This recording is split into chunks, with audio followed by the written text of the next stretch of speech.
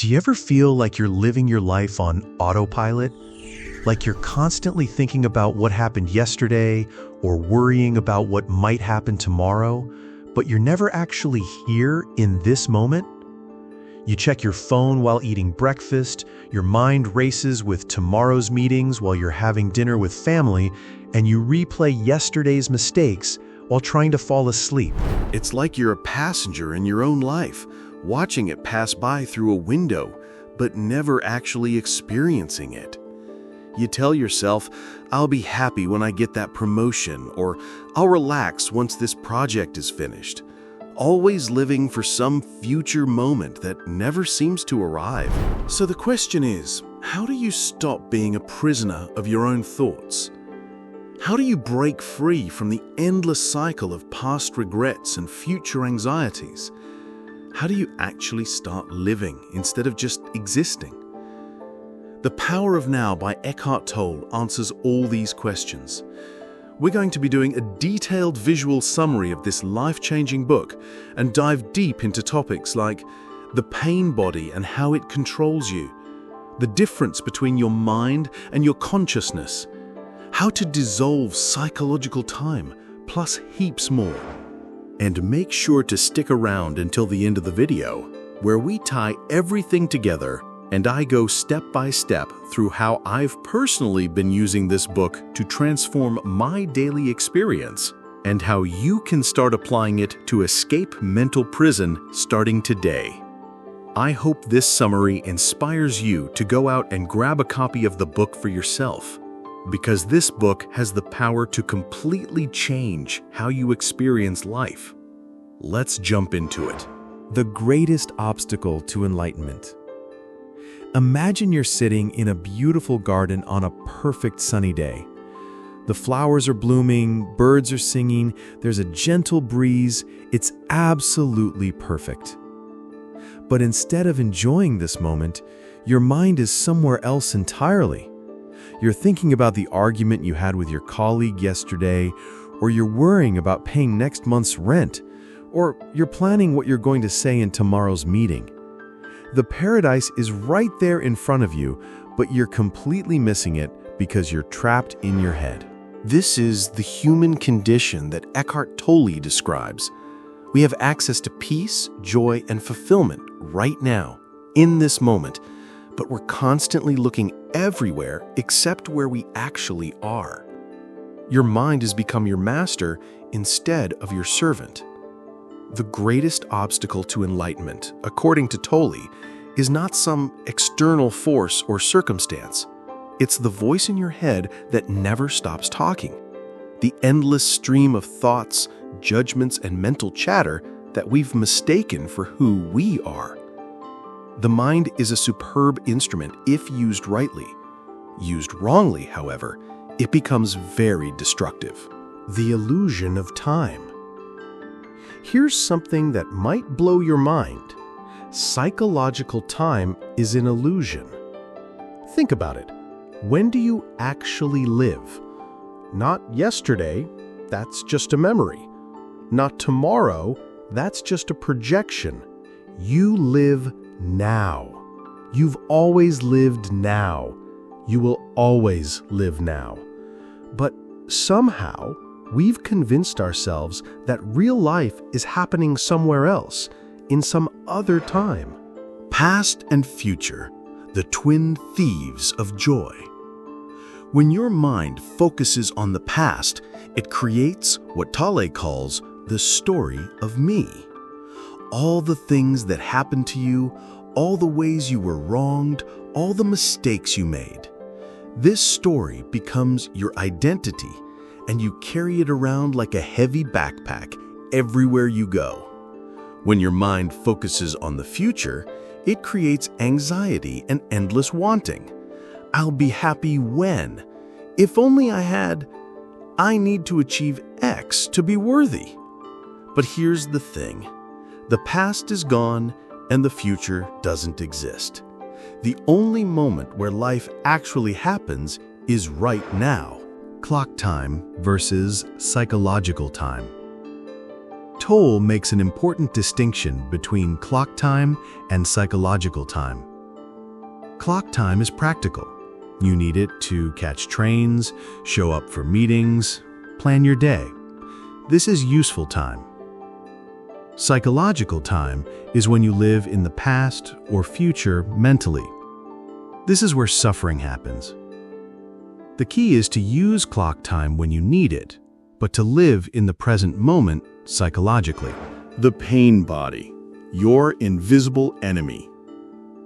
Every human being carries within them what Tolle calls the pain body, an accumulation of old emotional pain that lives in our cells and feeds on negative emotion.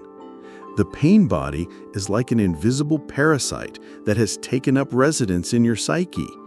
It's made up of all the emotional pain you've experienced but never fully processed. Every rejection, every disappointment, every moment of anger or sadness that you pushed down instead of feeling completely. How the pain body works? The pain body is dormant most of the time, but it periodically awakens and needs to feed. And what does it feed on? More pain, more negative emotion, more drama. Have you ever noticed that sometimes you seem to almost enjoy being upset? Like you're addicted to the drama. That's your pain body feeding itself. It might trigger you to pick fights with people you love, dwell on past hurts, catastrophize about the future, feel victimized by circumstances. The pain body doesn't want you to be present because presence dissolves pain. It wants you to be unconscious so it can continue feeding. Breaking free from the pain body. The moment you become aware of your pain body, you begin to break free from its control. You start to see that you are not your pain, you are not your emotions, and you are not your thoughts. You are the awareness that observes all of these things. The watcher, your true identity. Here's a simple but profound exercise. Right now, notice that you're thinking. Notice the voice in your head reading these words, maybe commenting on them, maybe judging them. Now, here's the key question. If you can observe your thoughts, who is doing the observing? You are not your thoughts. You are the awareness behind your thoughts. This awareness, this watcher, is your true identity. It's the part of you that doesn't change, that's always been there, that exists beyond your personal history and circumstances. When you identify with this awareness instead of with your thoughts, something magical happens. You find peace. You find stillness. You find the space between thoughts where real life happens. The space between thoughts. Most people are so identified with their thinking that they believe they are their thoughts. But thoughts are just mental events happening in the space of your awareness, like clouds passing through the sky. The sky doesn't get disturbed by the clouds. It remains vast and unchanging. Your awareness is like the sky, and your thoughts are like the clouds. When you learn to rest in this awareness, you discover what Tolle calls the space between thoughts, moments of pure consciousness where you're fully present and alive. The 3 levels of consciousness. Tolle describes 3 levels of human consciousness. Level 1, complete unconsciousness. This is where most of humanity operates. You're completely identified with your thoughts, emotions, and mental patterns. You react automatically to everything. Your pain body runs the show, and you're trapped in psychological time. Level 2, awakening consciousness. This is where you begin to notice your thoughts and emotions instead of being completely consumed by them. You start to create space between yourself and your mental activity. You catch yourself being unconscious and can choose differently. Level 3, full presence. This is the goal. living primarily in the present moment, identified with awareness rather than thought. You use your mind when you need it, but you're not enslaved by it. You find deep peace and joy in simply being alive. The art of presence. So, how do you actually become present? How do you shift from being trapped in your head to being alive in this moment? The power of acceptance. The first step is radical acceptance of what is. Not passive resignation, but complete acceptance of this moment as it is right now. The present moment is the only time over which we have dominion. Most suffering comes from resistance to what is. You want things to be different than they are. You fight against reality, but reality always wins. When you accept this moment completely, you align yourself with the intelligence of life itself. You stop wasting energy fighting what is and can instead respond consciously to what's needed. The body as your anchor. Your body is always in the present moment. It's never thinking about yesterday or tomorrow. It's always here, now. This is why focusing on your breath, feeling your feet on the ground, or noticing physical sensations can instantly bring you back to presence. Try this right now. Feel your hands. Really feel them. Notice the sensation of life in your hands. That's presence. The power of stillness. In our culture, we're afraid of stillness. We fill every moment with activity, noise, stimulation.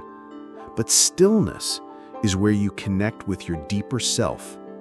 In stillness, the world is renewed. Even just 5 minutes of conscious stillness each day can transform your experience of life. Not meditation necessarily, just conscious stillness, being fully present without doing anything. Practical presence tools. Let me share some practical tools for cultivating presence that you can use throughout your day. The 3-3-3 technique. When you notice you're getting lost in thought, name 3 things you can see, name 3 things you can hear, and move 3 parts of your body.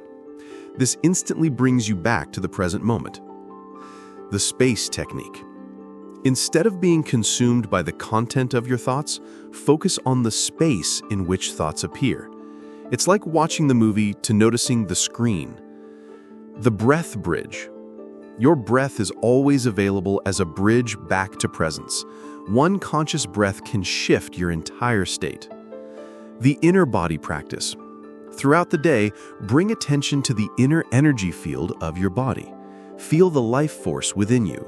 This keeps you anchored in presence. Relationships and presence. When you're present, your relationships transform completely. Instead of reacting from past conditioning and future fears, you respond from awareness. The end of unconscious relationships. Most relationships are unconscious. 2 pain bodies triggering each other. 2 collections of past hurts trying to get their needs met. When you bring presence to your relationships, you stop projecting your past onto the other person. You see them as they are, not as your mind tells you they are. Love is a state of being.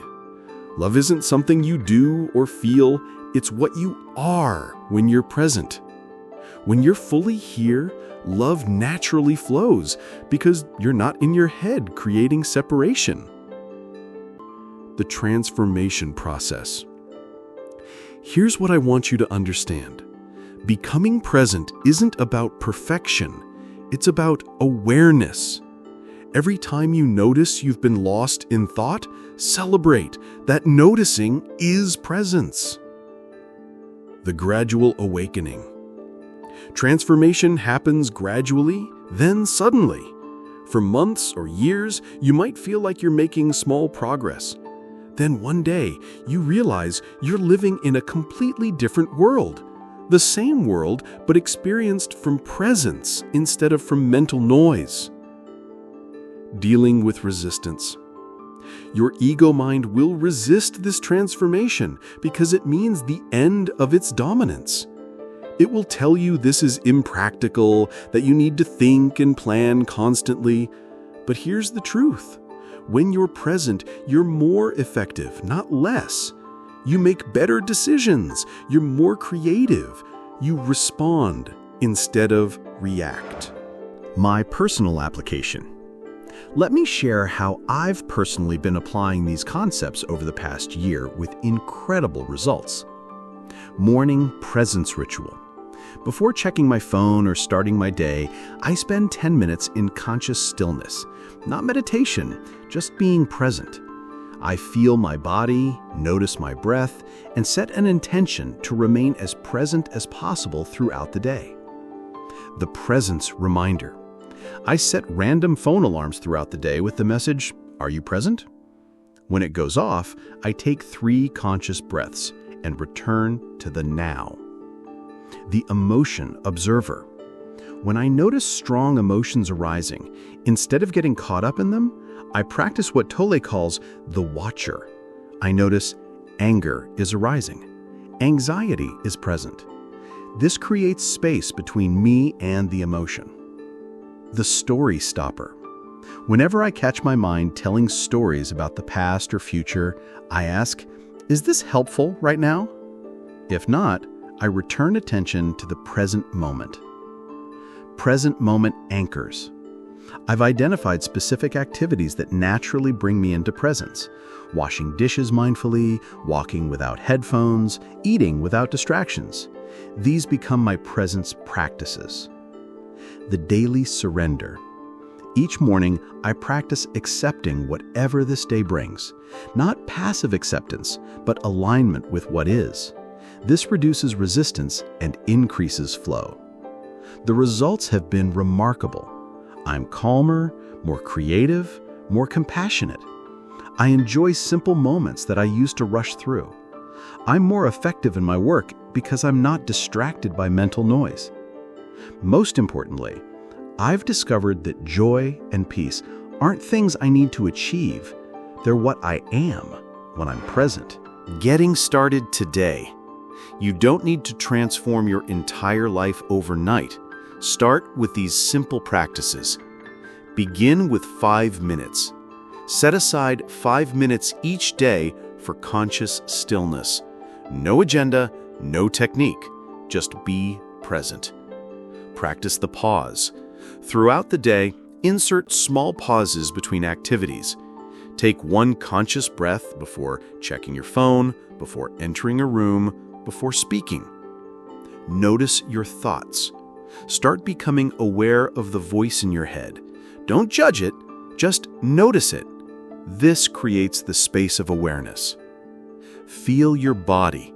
Several times a day, bring attention to your physical body. Feel your feet on the ground, your hands, your breath.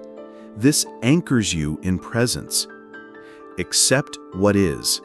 When you notice resistance to your current experience, practice radical acceptance.